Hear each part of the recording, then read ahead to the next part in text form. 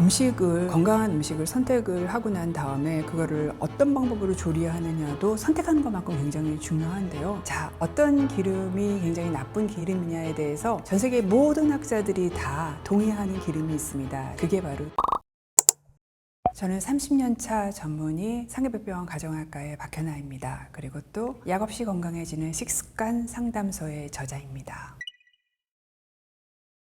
미역국 맛있게 끓이실 때 처음에 참기름에다가 고기 넣고 막 볶으시고 그 다음에 이제 미역 넣고 계속 볶으시잖아요. 다 볶아지고 난 다음에 물을 집어넣죠. 그런데 이 참기름은요, 발연점이 굉장히 낮은 기름입니다. 이렇게 장기간 볶다 보면은요, 참기름이 볶는 과정에서 분해가 되어서 벤조피린이라던가 이런 알데하이드 같은 발암물질이 생기기도 하고요. 굉장히 무서운 지방이라고 알려진 트랜스팻이 되기도 하고요. 또 이렇게 기름이 분해가 돼서 유리지방산이 돼가지고 여기저기 돌아다니면서 산화시키는 역할을 하기도 합니다. 그렇기 때문에 어떤 기름을 골라서 쓰는가가 굉장히 중요하기도 하지만 더 중요한 거는 그 기름을 어떻게 안전하게 쓰는가가 중요합니다. 제가 준비해 온 발연점 차트를 좀 보여드릴게요. 일반적으로 우리나라 분들이 많이 드시는 들기름, 참기름, 그다음에 서양 분들이 많이 드시는 엑스트라 버진 올리브유는요, 발연점이 굉장히 낮은 기름에 속합니다. 그렇기 때문에 이런 기름들은 조금만 가열을 하게 되면 금세 연기가 올라오면서 기름이 타게 되기 때문에 불을 쓰지 않는 비가열 조리에 쓰는 게 좋고요. 그다음에 그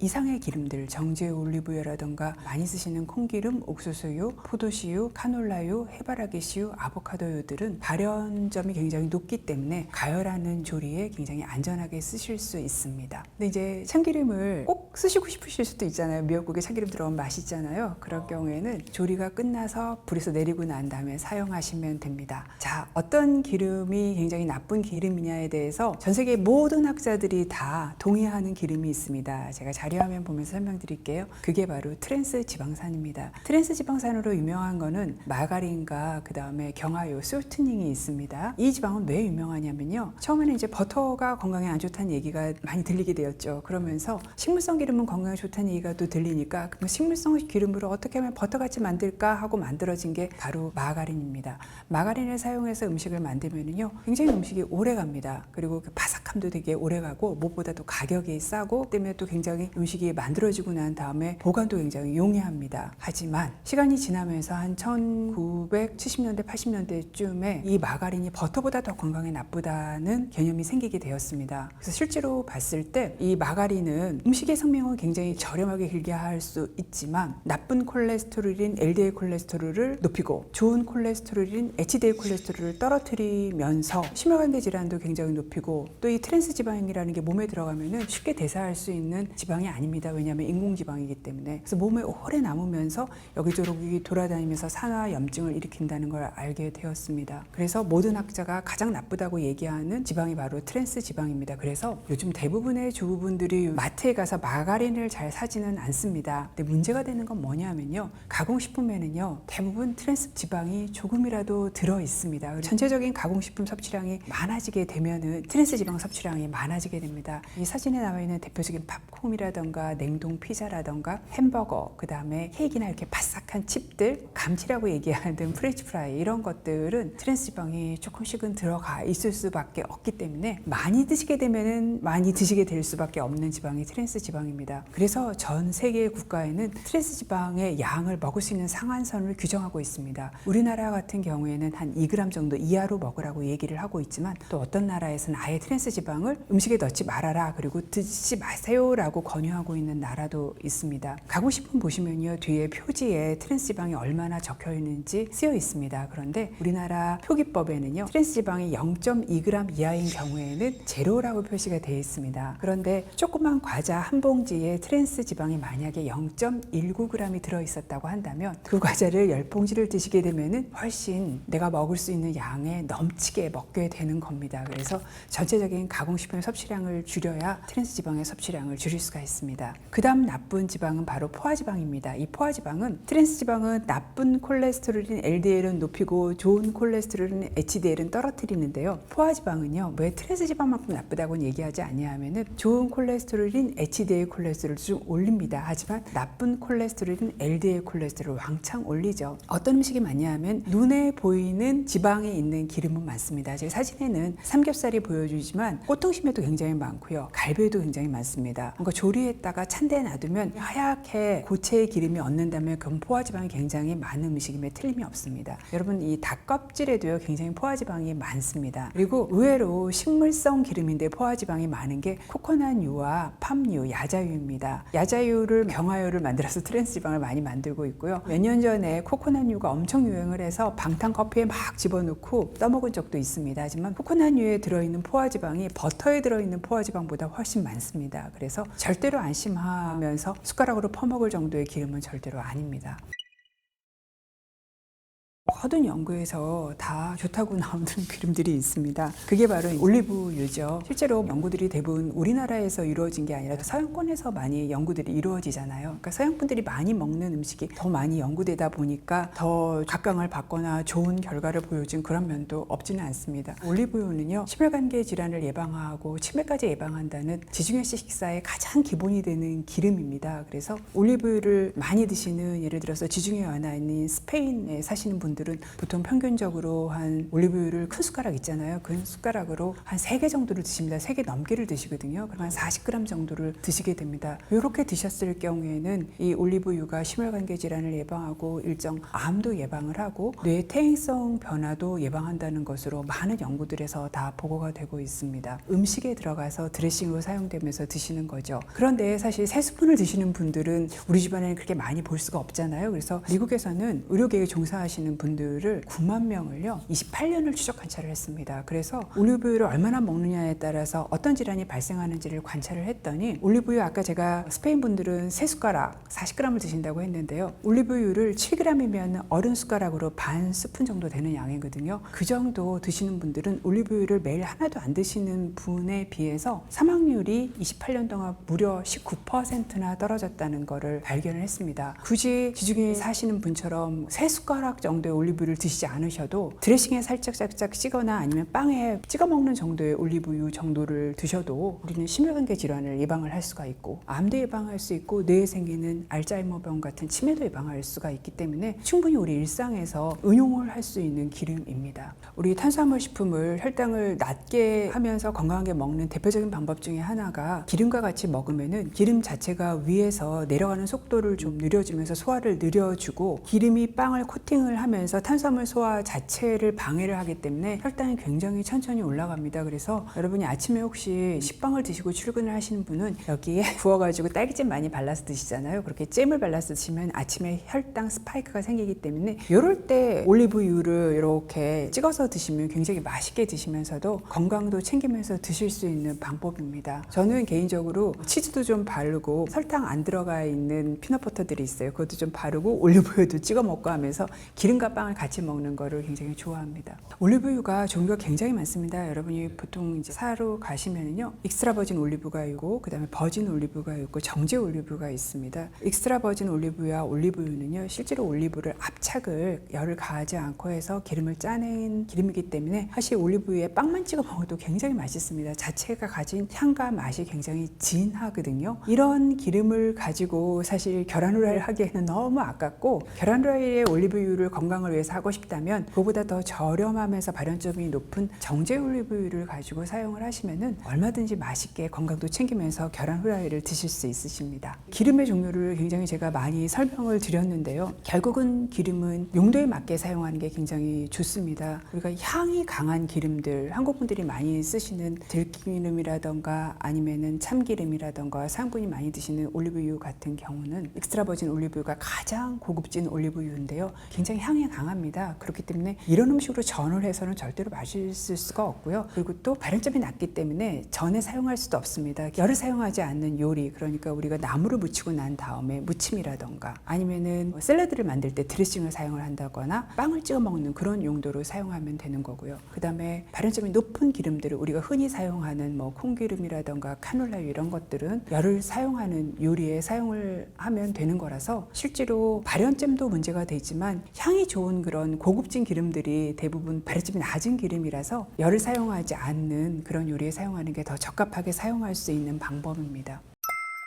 그러니까 올리브유뿐만이 아니라 모든 식물성 기름은 불포화 지방산이 많습니다. 이 자료 화면에 나와 있는 건 오메가 3번, 오메가 6번, 오메가 9번 이거 다 식물성 기름에 들어있는 대부분의 불포화 지방산이거든요. 불포화 지방산은요 불포화되어 있기 때문에 굉장히 약합니다. 대표적으로 약한 게 열에 약하고요. 뚜껑을 열어서 공기에 접하면 공기에도 약합니다. 그래서 빛에도 약합니다. 그렇기 때문에 너무 금세 쩐내가 나면서 기름이 산패가 됩니다. 그렇기 때문에 여러분이 꼭 지키셔야 될 것이 있는데 첫 번째는요. 물론 큰 기름 1리터 들어있고 1.5리터 들어있는 기름이 쌉니다. 하지만 그거 다 쓰기 전에 내가 오늘 추석 명절이라서 전을 하루 종일 부쳐야 돼요. 그러면 기름 한 통 다 쓰시죠. 그런 상황이 아니라면은 기름은 가장 작은 통으로 사시는 게 더 건강하게 먹을 수 있는 방법입니다. 그래서 최소 단위로 구분하시는 게 좋고요. 두 번째는 사러 가셨을 때 유통기한이 많이 남아있는 거 사셔야 돼요. 그러려면은 마트에 가셔서 앞에 진열되어 있는 것보다 손을 좀 넣으시면 뒤쪽에 유통기한이 긴 것들이 들어있기 때문에 유통기한이 긴 기름을 가지고 오셔서 우리 집에서 사용하시는 게 좋고요. 또 저 건강하기 위해서 프리미엄 기름을 사시게 되면은 프리미엄 기름은 마트에서 싼 기름보다는 덜 팔립니다. 그렇기 때문에 유통기한이 더 짧은 경우들이 많습니다. 그래서 프리미엄 기름을 사실 때는 반드시 유통기한을 확인해서 사시는 게 좋고요. 집에서 보관할 때는 당연히 비 안 드는데 서늘한 곳에 보관하시는 게 좋고요. 반드시 뚜껑을 꽉 닫아서 보관하시는 거 역시 필요합니다. 그 다음에 또 중요한 거는 이제 우리가 전 같은 거 부칠 때 기름을 불 옆에다 두고 싱크대 위에 두고 사용을 하시잖아요. 그때 열이 가해지면서 산패가 또 더 많이 일어날 수 있기 때문에 불 옆에 기름을 두지 않는 거 조리를 할 때도 되게 중요하고요.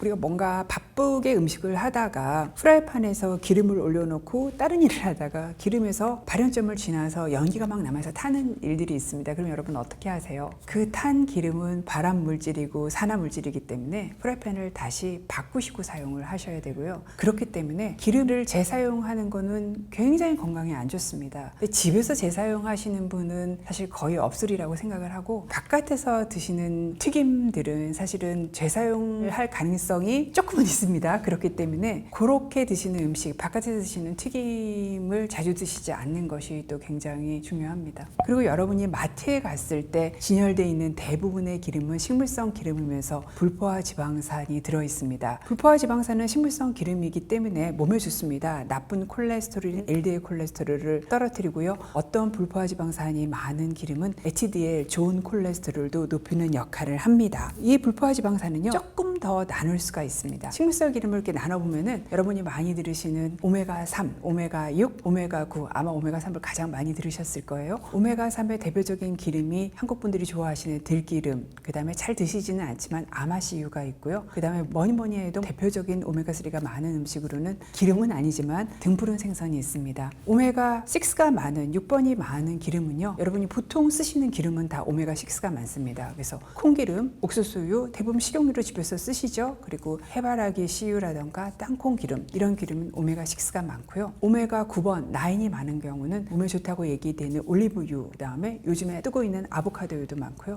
카놀라유도 많습니다. 자, 그런데 제가 오메가 3번과 오메가 6번에는 약간 회색으로 좀 다르게 표시를 했죠. 이 식물성 기름이 왜 우리 몸에 중요하냐면요. 오메가 3번과 오메가 6번은요. 우리 몸에서 만들어지지 않아요. 그래서 꼭 음식으로 섭취해야 되는 필수 지방산을 보충하는 기름들이기 때문입니다. 저 어렸을 때 친구들 중에서 이렇게 입 옆에 하얗게 버짐 핀 아이들 많았어요. 그런데 우리가 정월대보름에 부럼을 먹으면서 뭐라고 얘기를 하나요? 부스럼아 물러가라 라고 얘기를 하죠. 이상하게 정월대보름이 끝나고 난 다음에는 이 버짐이 다 없어져서 아이들이 나타나요. 저 어렸을 때는 1년 내내 기름 먹을 일이 별로 없었거든요. 그러다 보니 이 필수 지방산 결핍이 대충 조금씩 다 있었던 것 같아요. 근데 이 필수 지방산이 하는 가장 중요한 역할 중에 하나가 우리 몸의 세포막의 구성 성분이 됩니다. 필수 지방산이 부족하게 되면은 세포막이 튼튼해지지 않으면서 피부도 튼튼해지지 않기 때문에 상처가 생겨도 잘 낫지가 않고 이렇게 입 옆에 크게 하얗게 버짐이 피는 그런 일이 생겼다가 견과류를 정월대보름에 먹으면서 필수 지방산 결핍이 채워지게 되니까 피부가 다시 뽀얗고 예뻐지는 그런 일들을 저 어렸을 때 많이 경험을 했습니다. 그래서 이런 필수 지방산은 심혈관계에 도움을 주기도 하고 이런 모든 세포에 들어가 있어서 세포막을 튼튼하게 하는 역할을 하기도 하면서 또 하는 중요한 역할이 바로 우리 몸에 있는 염증을 조절하는 역할을 합니다. 그런데 오메가3가 들어가게 되면은 염증을 좀 줄이는 호르몬들을 많이 만들고요. 오메가6이 우리 몸에 들어가게 되면은 염증을 높이는 호르몬들을 많이 만듭니다. 염증은 무조건 우리 몸에서 다 줄여야 된다고 생각을 하시잖아요. 근데 우리 몸에서 상처가 알게 모르게 생기는 거, 재생을 하는 거, 우리 몸에서 면역을 활성화시키는 거에 이 면역 반응이 다 염증 반응으로 생깁니다. 그래서 적당한 정도의 염증은 우리 몸에서 항상 있어줘야 되는데요. 오메가3과 오메가6이 우리 몸에서 같은 요소를 사용을 합니다. 그렇기 때문에 오메가6만 잔뜩 먹게 되면은 염증을 줄이는 오메가3이 잘 활동을 할 수 없게 되기 때문에 우리 몸에 염증이 증가합니다. 그런데 우리가 먹는 기름을 한번 생각해 보세요. 여러분이 지난 일주일 동안 들기름 드신 적 있으세요? 거의 없으시잖아요. 아마씨유는요. 그것도 잘 안 드셨을 거예요. 여러분이 지난 일주일 동안 드셨던 대부분의 기름은 콩기름이거나 옥수수 기름입니다. 특히 여러분이 외식을 하셨다면은 외식에서 사용하는 기름은 가장 저렴한 기름을 사용하기 때문에 콩기름과 옥수수유를 사용을 합니다. 그렇기 때문에 여러분은 지난 일주일 동안 오메가3는 거의 드시지 않고 오메가6만으로 채웠기 때문에 방송을 보시면 오메가3를 챙겨 먹어야 된다, 등푸른 생선을 챙겨 먹어야 된다, 이런 얘기를 계속해서 들으시는 바로 그 이유가 이런 염증을 제대로 조절을 하기 위한 필수 지방산을 맞춰서 먹어줘야 되기 때문입니다. 말씀드린 절대적으로 안 좋은 트랜스팻이라던가 아니면은 너무 많이 먹은 포화지방 성인병을 유발을 하고요. 식물성 기름도 다 좋지만 조금은 좀 신경 써서 먹어주지 않으면은 몸에 염증을 유발하는 쪽으로 우리가 기름을 먹을 수도 있습니다. 하지만 누가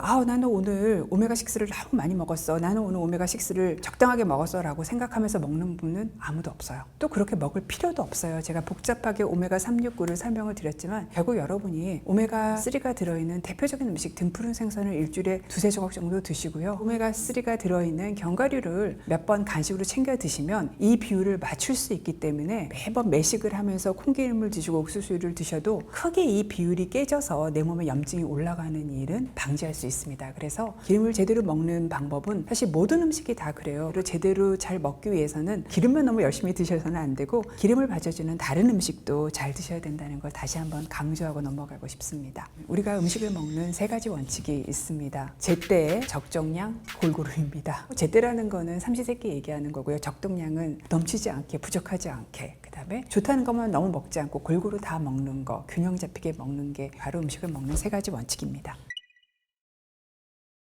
여성분들이 폐암이 의외로 많습니다. 여자분들의 흡연율은 남자분들이 한 10분의 1 정도 되거든요. 근데 암 발생은 남자분 폐암의 5분의 1 정도 돼요. 그럼 그 나머지 요인이 뭐냐를 추정을 했을 때 상당히 많이 기여하는 부분이 우리가 음식을 조리하면서 나오는 조리휴미라고 하는데요. 조리에서 나오는 물질들에 의한 거라고 추정을 많이 하고 있습니다. 조리할 때 나오는 물질들을 환경과학원에서 정리해서 그림으로 보여주고 있는데요. 일산화탄소 많이 나오고 이산화질소 많이 나옵니다. 일산화탄소 같은 경우에는 가스 중독을 일으키는 물질이잖아요. 그렇게 해서 이 옆에서 호흡기로 들어오게 된다면 우리 몸에서 산소 운반을 좀 어렵게 하고, 이산화질소 역시 산소 운반을 어렵게 하지만 반복적으로 노출이 되게 되면 폐기능을 떨어뜨려서 만성 폐쇄성 폐질환과 같은 호흡기 질환을 일으킬 수 있습니다. 여러분 미세먼지 굉장히 많이 들으셔서 많이 발생한다는 거는 아시죠? 그래서 미세먼지는 우리 몸에 들어오게 되면 호흡기 질환을 일으킬 뿐더러 심혈관계 질환을 일으키기도 하고 또 암 발생도 일으키게 되고요. 또 이렇게 휘발성 유기화합물, 대표적인 게 포름알데하이드나 벤젠 같은 겁니다. 이렇게 나오게 되면은 당장은 우리 눈과 코와 피부를 자극을 하기도 하지만 고농도로 장시간 노출되게 하면은 역시 발암물질이 되기도 합니다. 그래서 사실 조리를 안 하고 사는 게 가장 답이기는 하죠. 하지만 그렇게 살 수는 없잖아요. 어느 정도는 집에서 조리를 하게 되죠. 그렇기 때문에 조리를 하실 때 반드시 후드를 사용하는 게 굉장히 중요합니다. 그래서 주부분들이 사실 부엌에서 정신없이 일을 하고 있을 때 후드를 사용을 하게 되면요 굉장히 시끄럽습니다. 그렇기 때문에 좀 사용을 잘 안 하려고 하세요. 근데 만약에 후드를 사용하지 않았을 때 발암물질이 될 수 있는 미세먼지와 총 휘발성 유기화합물의 농도를 보면은 조리 전에는 이렇게 낮다가 삶으면 조금 올라가죠. 그런데 구우면은 거의 한 10배 이상이 올라가게 됩니다. 튀길 때도 역시 올라갑니다. 총 휘발성 유기화합물도 역시 조리 전에서 이 정도 상태였다가 삶으면 올라가고, 삶은 그렇지만 많이 올라가지는 않지요. 올라가고요. 구우면 더 올라가고 튀기면 거의 10배, 20배 정도 올라가게 됩니다. 그렇기 때문에 내가 조리를 하면 내 주변의 공기가 굉장히 깨끗하지 않으리라고는 생각할 수가 있고요. 여러분 간단하게 실험할 수 있는 방법이 있는데 집에 공기청정기 쓰시는 분들 있잖아요. 조리할 때 보통 부엌에서는 잘 안 쓰시죠. 거실이나 방에 쓰시는데 가져와서 부엌에 놓아 보시면은 얼마나 많이 올라가는지 알 수가 있습니다. 그래서 반드시 조리하는 공간에 굉장히 좋은 후드가 있어야 됩니다. 흔하게 많이 구워 먹는 게 여러분이 집에서 삼겹살과 고등어 많이 구워 드시죠. 후드를 사용을 했을 경우에는 미세먼지가 별로 많이 올라가지 않습니다. 미세먼지의 농도인데요. 조금 올라가서 60분 정도의 최고조에 이른 다음에 점점 시간이 지나면서 떨어지게 되는데 후드를 사용하지 않으면 이 올라가는 정도가 미세먼지가 10배 이상 올라가게 됩니다. 그렇기 때문에 미세먼지를 후드를 사용하지 않고 조리를 하게 되면 굉장히 많이 내 몸에 들어오게 되는 거죠. 옷에도 묻고 호흡기로도. 고등어도 마찬가지입니다. 고등어는 사실 삼겹살보다 훨씬 많은 미세먼지가 나오는데요. 후드를 사용해도 미세먼지가 한 2배 정도 올라가다가 후드를 사용하지 않으면 4-5배 정도 올라가게 됩니다. 그래서 반드시 후드를 사용을 하시는데 후드만 사용한다고 되는 게 아니고요. 후드는 공기를 빨아들입니다. 그렇기 때문에 창문을 열어놓지 않으면 공기가 없어서 후드의 성능이 떨어집니다. 그래서 아무리 춥고 바깥에 미세먼지가 많은 날이라고 하고 또 요즘같이 더운 날이라고 해도 반드시 창문을 연 상태에서 후드를 사용을 하셔야 후드를 효과적으로 사용을 할 수가 있고요. 안에 필터가 제대로 청소가 되어 있지만 후드가 또 기능을 하지 못합니다. 후드가 1단, 2단, 3단 있거나 1단, 2단 있어요. 그러면 3단 정도 틀으면 저도 요리할 때 탱크 지나가는 소리가 들립니다. 그래서 너무 시끄러워서 자꾸 끄고 싶은 생각이 들지만 후드를 1단 사용한 경우와 3단 사용한 경우에는 이런 미세먼지나 유효화합물을 제거하는 능력은 엄청 차이가 있습니다. 그리고 또 하나 많이 모르시는 게 조리가 끝나면 후드도 딱 꺼버리십니다. 시끄러우니까. 그런데 조리가 끝나고 최소한 30분 정도는 키셔야 주방에 있는 미세먼지와 유효화합물과 나쁜 공기를 끌어당길 수 있습니다. 그래서 조리 끝나고 30분 정도 사용하시는 게 실내 공기를 위해서 좋은 선택입니다. 잘 사용하면 건강하게 사용할 수 있습니다. 기본적으로는 튀기는 것보다는 훨씬 기름이 덜 사용돼요. 칼로리가 낮죠. 그러니까 살이 상대적으로 덜 찝니다. 그리고 우리는 튀기다가 튀김 온도를 잘 조절 못하면 200도가 가기도 하고 220도가 가기도 하지만 에어프라이어는 내가 쓰는 시간과 아니면 온도를 조절을 내가 할 수 있기 때문에 조금 더 안전하게 사용을 할 수가 있고 기름을 직접 불에다가 사용을 하는 게 아니기 때문에 화재 위험도 훨씬 낮다라는 그런 장점이 있습니다. 그런데 역시 에어프라이어도 우리가 사용 방법을 맞춰 사용하지 않으면 똑같이 유의할 수 있습니다. 감자튀김물 조금 더 사실 갈색이 되게 카라멜화가 되게 튀기면 더 고소하고 맛있고 바삭거리죠. 원래 겉바속촉하려고 에어프라이어 쓰시잖아요. 그런데 이렇게 더 맛있게 하려고 예정시간보다 더 오래 튀길수록 아크릴아마이드라는 발암물질이 생기게 되어 있습니다. 그래서 에어프라이어를 건강에 좋게 사용을 하려면 일단 우리가 가공식품을 사시면 뒤에 얼마만큼의 분량을 몇 도에서 얼마 동안 사용하세요 라고 쓰여 있잖아요. 그거에 맞춰서 사용을 하셔야지 가장 건강하게 사용을 할 수가 있고 조금 더 높은 온도에서 조금 더 오래 사용을 한다면 건강하지 않게 사용할 수가 있게 됩니다. 건강한 음식을 선택을 하고 난 다음에 그거를 어떤 방법으로 조리하느냐도 선택하는 것만큼 굉장히 중요한데요. 무조건 조리는 저온 조리가 좋습니다. 그래서 삶거나 데치는 게 튀기는 거나 볶는 것보다 훨씬 더 건강한 선택이면 틀림이 없습니다. 고기를 드실 때도 수육으로 드시는 게 물에다 삶잖아요. 그럼 100도 이상 올라가지 않습니다. 그럼 그 안에 있는 지방들이 그렇게 나쁜 물질로 변성이 일어나지가 않아요. 근데 삼겹살을 프라이팬에 굽거나 직화로 굽게 되면은 너무 고온에 접촉을 하면서 벤조피렌이나 헤테로사이클릭 아민 이런 발암물질이 생기도록 되어 있습니다. 그렇기 때문에 사실은 저온 조리를 하는 수육을 드시는 게 훨씬 더 좋은 선택입니다. 하지만 우리가 또 이 구워 먹는 맛을 포기를 할 수가 없잖아요. 그렇기 때문에 그럴 때는 태우지 않고 굽는 게 굉장히 중요하고요. 또 고기만 드시지 마시고 이 고기에 들어있는 발암물질을 중화할 수 있는 것들이 있어요. 그게 바로 고기 옆에 눕혀있는 쌈채소입니다. 그래서 고기 한 점에 쌈채소 2개 정도의 비율로 드시게 되면 혹시 이 안에 들어있을 수 있는 발암물질을 쌈채소에 들어있는 항산화 성분들, 항암 성분들이 다 중화하는 역할을 하기 때문에 또 그 다음에 차선일 수 있습니다.